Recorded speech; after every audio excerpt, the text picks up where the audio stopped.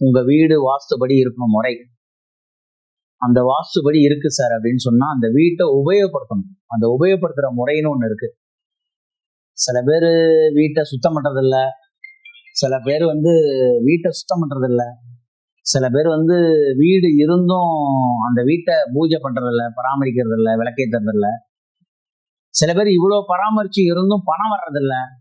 Sir நல்லா பூஜை பண்றேன், நல்லா இருக்கேன், ஆனா எங்களுக்கு தான் கஷ்டத்தை கொடுக்குது நல்லா பூஜை பண்றாரு.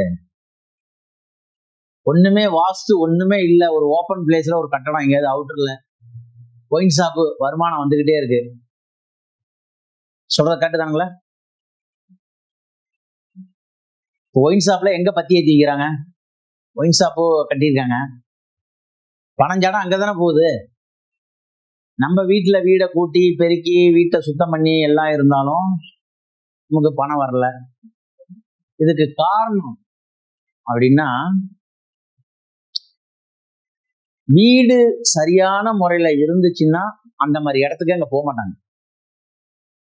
உங்களுடைய வீடு இப்ப ஒரு பிசினஸ்க்காக ட்ரிங்க்ஸ் சாப்பிட்றவங்க இருக்காங்க, ஒரு லைஃப் பார்ட்னர் அதாவது பார்ட்னர்ஷிப்ல போனா அவங்க கம்பெனி கொடுக்கறதுக்காக சாப்பிட்றவங்களாம் இருக்காங்க, மதுபான லிக்கர் அருந்துறவங்க இருக்காங்க.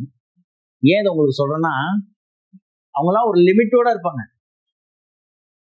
இதெல்லாம் லிமிட் ஆஃப் கண்ட்ரோல், அதாவது லிமிட்